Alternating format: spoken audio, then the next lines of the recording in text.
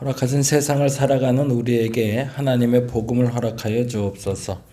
이틀을 연이어서 눈이 오는 바람에 길거리도 그리고 사람도 상황도 모든 것이 답답하기만 한 시간을 보내고 있습니다. 그럼에도 불구하고 감사를 찾을 수 있는 우리가 되게 하시고 모쪼록 눈으로 말미암아 피해 입는 사람들이 없도록 하나님의 안전과 마음을 지켜 주시옵소서. 오늘도 감사합니다. 고마우신 예수님 이름으로 기도드립니다. 아멘, 아멘.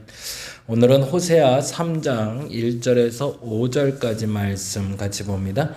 호세아 1장부터 3장까지 보는 날이고요. 그 중에 호세아 3장 1절에서 5절 말씀 같이 읽고 같이 말씀 나누겠습니다.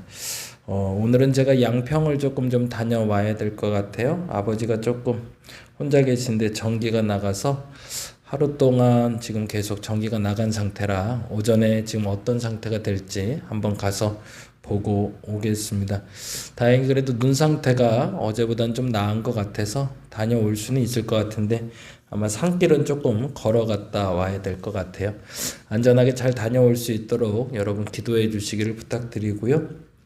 여러분 그 가정에서나 직장에서도 혹시 좀 염려될 일 있거나 함께 나눌 기도 제목이 있으면 같이 나눠주시면 감사하겠습니다.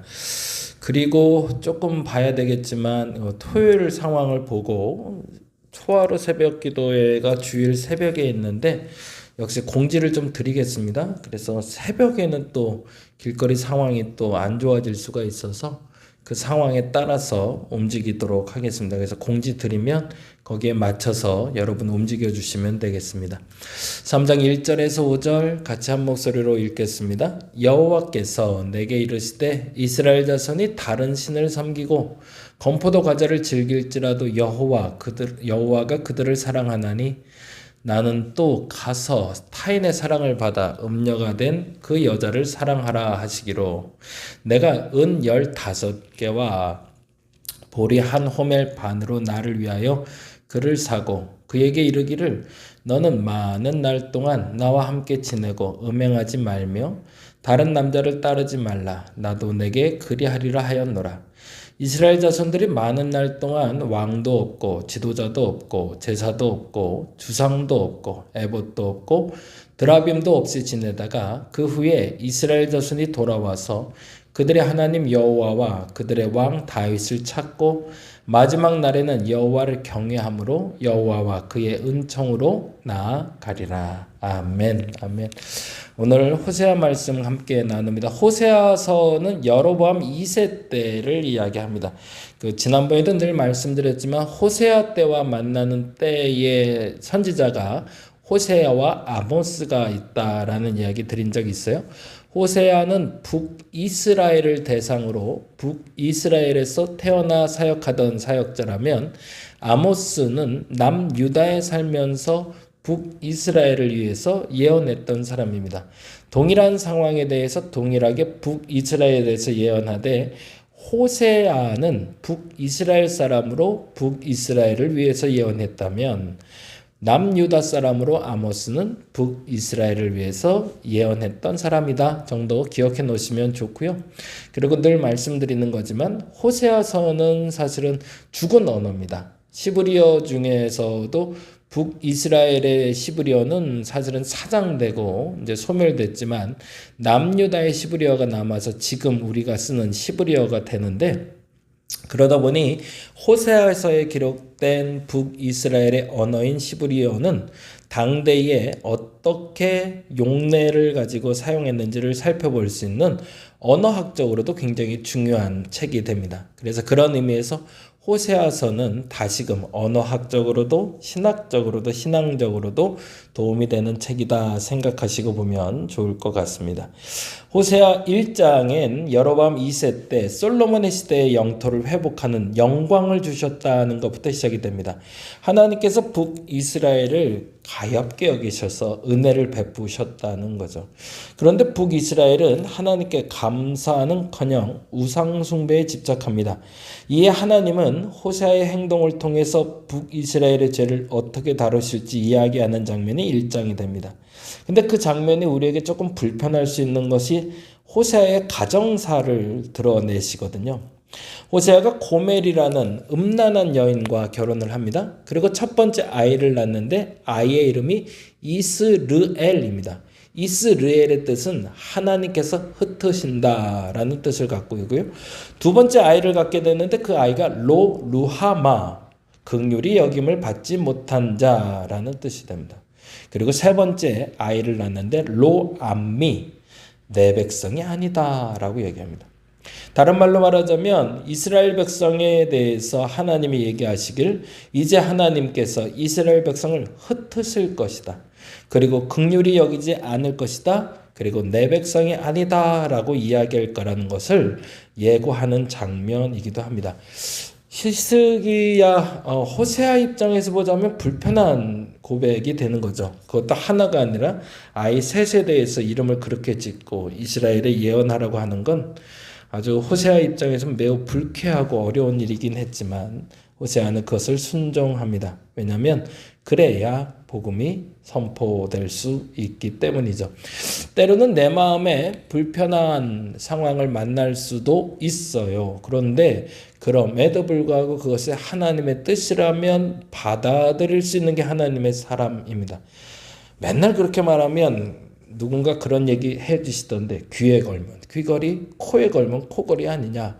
기독교인들은 맨날 그런 식으로 해석한다. 다 하나님 뜻이다 라고 해석하며 좋으면 좋은 대로 나쁘면 나쁜 대로 맨날 그런 식으로 해석하면 그건 누가 못하냐라고 얘기하는데 그건 믿음이 없을 때 그렇게 고백하는 건 불편함이 되지만 믿음이 있는 사람이 그렇게 고백하면 매우 훌륭한 고백이 되죠.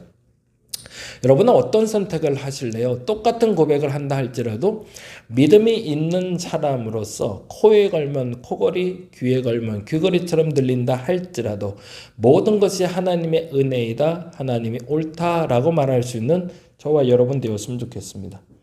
눈이 오니까 사방팔방 이상한 일이 많이 벌어져요. 상황적으로도 안 좋죠. 그리고 어려워집니다. 그리고 불편해집니다. 그런데 어떤 이들은 이것을 해석하는 방식에서 완전히 차이가 나기 시작하죠. 물론 그 사람의 주관적인 해석이 될 수도 있을 텐데요. 이번에 제가 강화에서 답사를 하면서 가이드했던 사람들이 태국 사람들이었거든요. 많게는 60세가 조금 넘은 분도 있었고 이제 적게는 30대의 젊은이도 있었습니다. 그래서 한 6명의 선교사님들과 함께 1박 2일을 하며 강화 지역을 같이 돌게 됐는데 첫날에는 때마침 지지 않는 단풍을 보고 그 아름다움을 같이 느끼고 왔어요. 그런데 그 빨간색을 보면서 이분들이 떠나질 못하는 거예요. 이유가 있었습니다. 그 나라에선 여름밖에 없기 때문에 계절이 하나이기 때문에 가을 단풍이라는 걸 본 적이 없대요. 그러니까 이파리는 모두 다 푸른색이지 빨간색, 노란색은 본 적이 없다는 거죠. 그러니 갈 때마다 노란색, 빨간색의 형형색색으로 펼쳐져 있는 낙엽들과 단풍을 보고 눈을 떼질 못하시는 거예요. 근데 다음 날 아침에 일어나 보니 눈이 펑펑 오더라고요. 첫눈치고는 너무 많이 왔죠. 지금도 오고 있지만 근데 그때 이분들 눈빛이 달라진 거예요. 왜요? 60 먹은 그 목사님이 그 고백을 하시더라고요. 내 평생 처음으로 눈을 봤다고. 이것이 하나님의 은혜라고. 한국을 너무 오고 싶으셨대요.